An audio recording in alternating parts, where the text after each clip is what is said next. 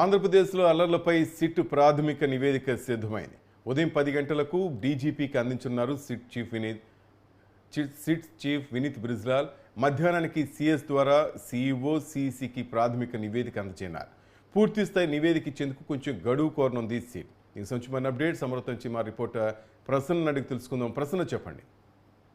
శ్రీనివాస్, ఆంధ్రప్రదేశ్ లో ఎలక్షన్స్ తర్వాత హింసాత్మక సంఘటనలు జరిగాయి. అది పల్నాడు కావచ్చు, చంద్రగిరి, అదేవిధంగా కడప, ఇలా కొన్ని జిల్లాల్లో ప్రధానంగా హింసాత్మక సంఘటనలు జనరల్ గా ఏంటంటే పోస్ట్ పోల్లో తక్కువ జరుగుతాయి, కొన్ని సందర్భాల్లో ఎక్కువ జరుగుతాయి. అయితే ఆంధ్రప్రదేశ్ లాంటి కండిషన్స్ లో గత కొంతకాలంగా శాంతియుత పరిస్థితులు ఉన్నాయి. కానీ సడన్ గా ఎన్నికల రోజు కొంత జరిగిన, ఎన్నికల తర్వాత రోజు తీవ్ర స్థాయిలో జరిగిన పరిస్థితి ప్రధానంగా మనకు కనిపించింది. దీనికి సంబంధించి కేంద్ర ఎన్నికల సంఘం తీవ్ర స్థాయిలో సీరియస్ అయిన పరిస్థితి. సీఎస్ ని, డీజీపీని ఇమీడియట్ గా ఢిల్లీ పిలిపించడం, వాళ్ళ దగ్గర నుంచి వివరణ తీసుకోవడం, వెంటనే సిట్ ఏర్పాటు చేయడం. వినీత్ బ్రిజ్లాల్ నేతృత్వంలో 13 మంది సభ్యులు గత 2 రోజుల నుంచి కూడా సిట్ బృందం ఈ స్థానికంగా ఉన్న పోలీసు అధికారులను కలిశారు, పోలీస్ స్టేషన్స్ వెళ్లారు. బాధితులు ఎవరైతే ఉన్నారో, గాయపడిన వారు ఎవరైతే ఉన్నారో వాళ్ళ నుంచి వివరాలు కూడా తీసుకున్నారు.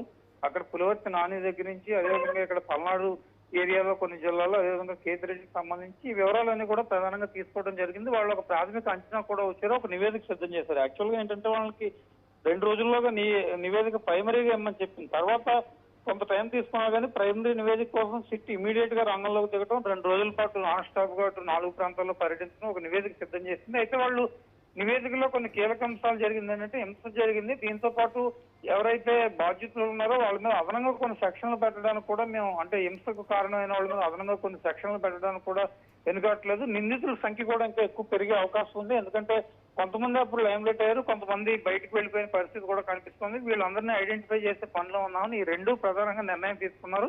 దానికి సంబంధించి ఈ రోజు ఉదయం 10-11 గంటల ప్రాంతంలో డీజీపీకి ప్రాథమిక నివేదిక అందజేస్తారు. తర్వాత సీఎస్ ని కలిసి ఈసీకి, సీఈఓకి కూడా ఈ నివేదిక మరి మెయిల్ రూపంలో ఇస్తారా లేకపోతే ఫిజికల్ గా ఇస్తారా అనేది చూడాలి.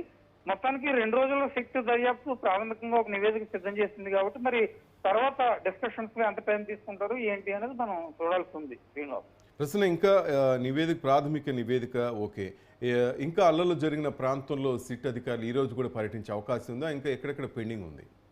అంటే యాక్చువల్ గా అయితే వాళ్ళు 4 టీములు, 13 మంది సభ్యులు ఉన్నారు, డిఎస్పీ ర్యాంక్ ఆఫీసర్లు అందులో ఉన్నారు. వాళ్ళు 2 రోజుల పాటు 4 ప్రాంతాల్లో పర్యటించారు, ఇంకా పర్యటిస్తారు. అయితే ఈసీ 2 రోజుల్లోగా ప్రైమరీ నివేదిక అడిగింది కాబట్టి వాళ్ళు వెంటనే పోలీస్ స్టేషన్కి వెళ్ళడం, స్థానికంగా ఉన్న పరిస్థితులను అంచనా వేయడం, స్థానిక పోలీసు అధికారులతో మాట్లాడటం, ఇందాక మనం చెప్పుకున్నట్టు బాధితులు ఎవరైతే ఉన్నారో, ఇంతకు కారణం ఎవరైతే ఉన్నారో వాళ్ళందరితో కూడా మాట్లాడి వివరాలు సేకరించారు. ప్రైమరీగా ఒక నివేదిక తయారు చేశారు కాబట్టి ఈ నివేదిక ఇచ్చిన తర్వాత ఈసీ నుంచి వచ్చే సూచనల ప్రకారం అవసరమైతే మరొక 1 వారం రోజుల పాటు తిరిగే అవకాశం కనిపిస్తోంది. ఇంకో విషయం ఏంటంటే కౌంటింగ్ వరకు కూడా ఈ జాగ్రత్తలు ఉండాలి. కౌంటింగ్ తర్వాత కూడా పరిస్థితి ఒక్కోసారి చేయదాటిపోయే అవకాశం ఉంటుందనే రిపోర్ట్స్ ఒక అంచనా ఉంది కాబట్టి దాని మీద కూడా ప్రత్యేకంగా దృష్టి పెట్టిన పరిస్థితులు కనిపిస్తున్నాయి. Srinivas, thank you Prasanna.